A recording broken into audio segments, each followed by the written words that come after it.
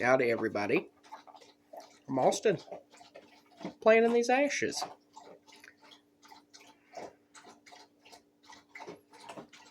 Today, I wanted to talk about my homemade dip or chewing tobacco that I make.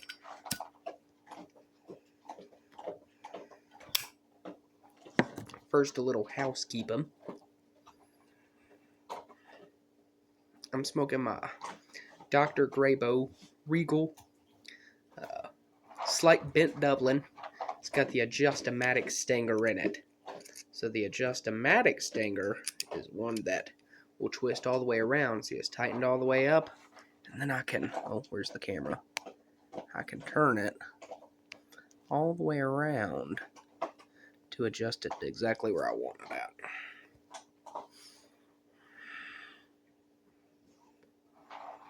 And in it, I'm smoking a homemade blend of mine. I took my favorite blend, which is the Cornell and Dill Yorktown, and I had probably about an ounce of that, and then I had about an ounce of McBaron's Classic Virginia #1 ready rubbed in the bulk. Had about an ounce of that. So I mixed those two together in a big old mason jar, and I let that marry for, I don't know, it's probably been in the cellar about 3 or 4 months.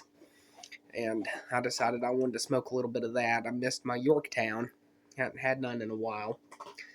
And I gotta say, some pretty good stuff. I threw it in my little tobacco pouch. That's what I used for my daily use. And man, good smoking stuff.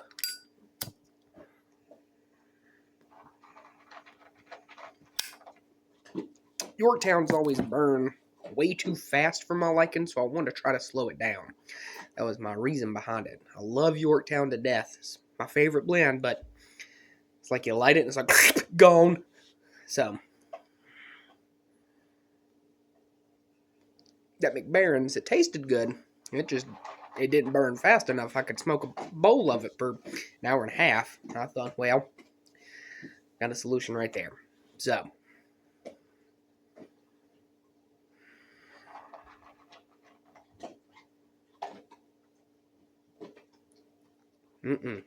good stuff. What was I going to talk about? Oh yeah, my homemade chew. So before I picked my pipe back up after quitting cigarettes, I rubbed snuff for a little bit. Now, I used to rub snuff a lot before I started smoking cigarettes, so I was already accustomed to it. And see, I rubbed snuff down south, where it was like $2 for a can of Grizzly Wintergreen. Up here, that shit's expensive in West Virginia. And I thought to myself, it's too pricey whenever I was rubbing snuff at work and smoking my pipe at home.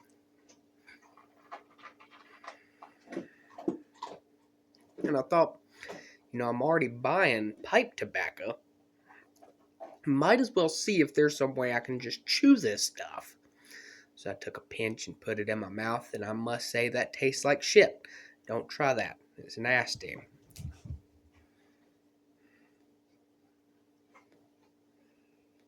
So I used AI to kind of help me figure out what I needed to do. What needs to happen to turn pipe tobacco, or roll your own cigarette tobacco for that matter, any smoking tobacco, to turn it into a snuff or a chew, you have to raise the alkalinity in it. So smoking tobacco is more acidic. So you have to lower the pH, make it more basic. There's 2 good ways to do that. One is with lime, but I don't recommend, because you put just a dash too much lime and you're going to burn a hole through your lip.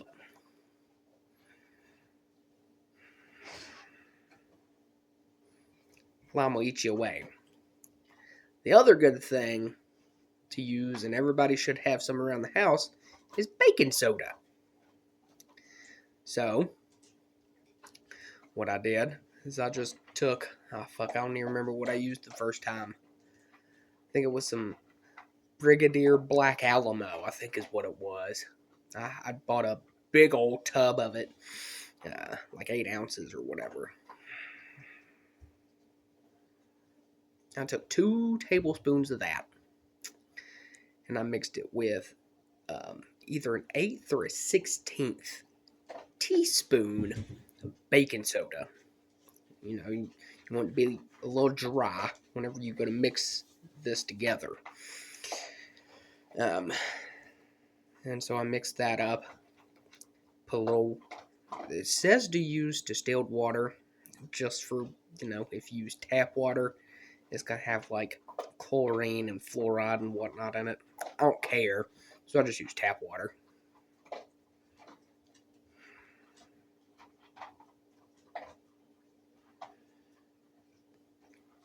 And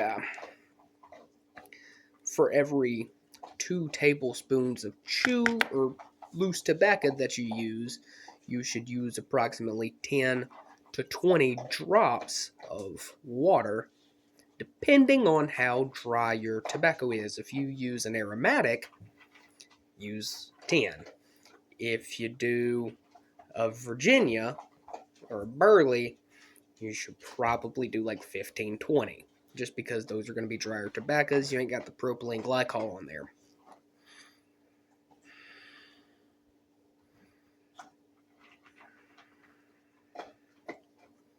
Now, if you use a tobacco that ain't got no flavor like a Burley, you may want to add like a drop or 2 of honey to kind of give it some flavor. Unless you like the taste of just plain old tobacco, which I personally do, like a natural chew. It's delicious. But if you want some sweetness, you could probably dilute a drop of honey or like some brown sugar into your water and drop that into your chew. And then you got to let it sit and cure for probably about 3 or 4 days, just in a airtight container in the dark. Let it soak up all that goodness and cure. And then that'll help lower your pH and in turn raise the alkalinity. Now, the more baking soda that you place is how you get the delivery of nicotine in through the lining of your mucosal membranes. So if you do a 1/16 teaspoon of baking soda in your 2 tablespoons of tobacco, then you're going to get a less pungent, kicky chew. If you do 1 whole teaspoon of baking soda per 2 tablespoons of tobacco, you're going to be laying in the floor because you're going to be fucked up from the nicotine high.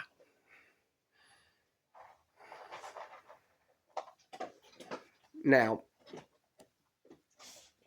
I did see that the baking soda was giving me a salty taste. No matter what type of tobacco I used, even if I put honey in it. I tried a couple of drops of black coffee. I still was salty. And I thought, why the hell is this nasty? Well, it's the baking soda. The alkalinity is making it salty. So I found a remedy.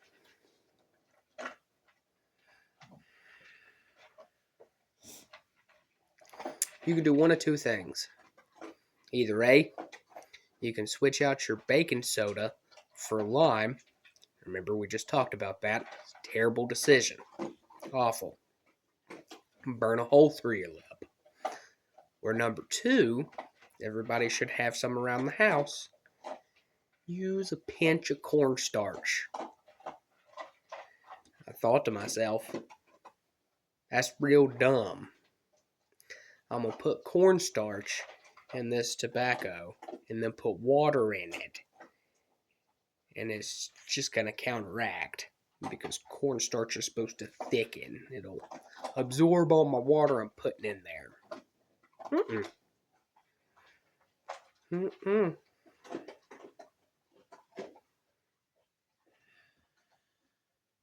No, sir. Turns it into a delicious chew. It just took that salt, gone. All that salty flavor.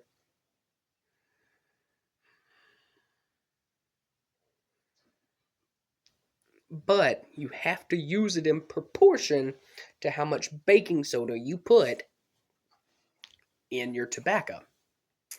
So if you put an eighth of a teaspoon of baking soda in your 2 tablespoons of dry leaf, then you need to use about 1/32 of a teaspoon of cornstarch before you moisten the leaf. Be sure to mix it up really good.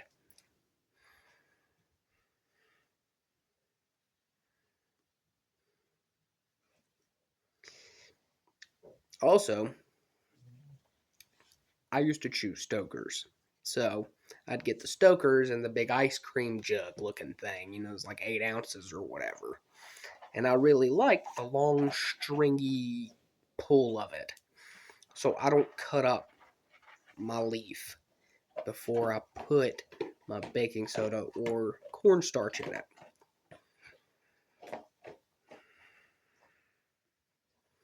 And I actually chew on my snuff that I'm rubbing, even if it's like Grizzly or Copenhagen, whatever. I actually chew it up. It lasts longer, you get more flavor, so after it sits in your cheek for an hour, you can chew on it for another 30 or 45, and it's like a brand new chew.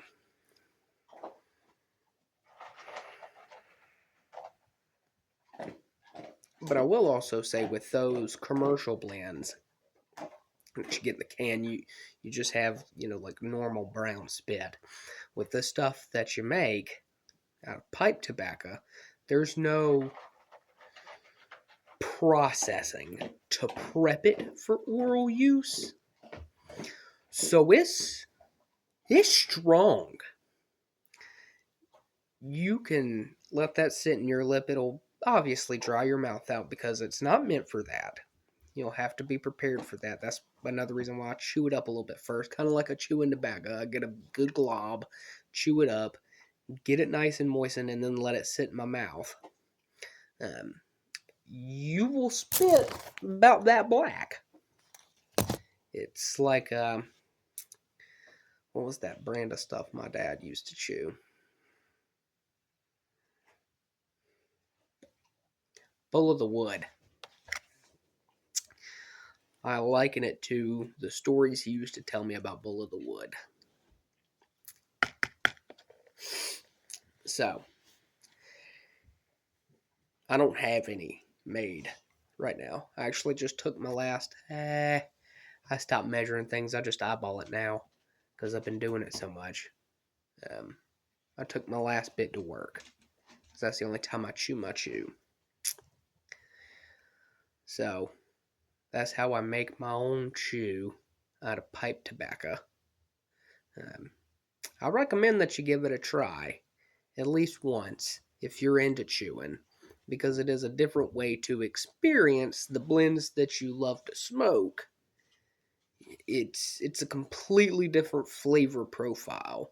You're approaching the leaf in a completely different way, and it's kind of insane to pack a bowl of this and taste the bread and the hay than it is to pack a lip full of it and let that bread, hay, grass flavor marinate in your mouth.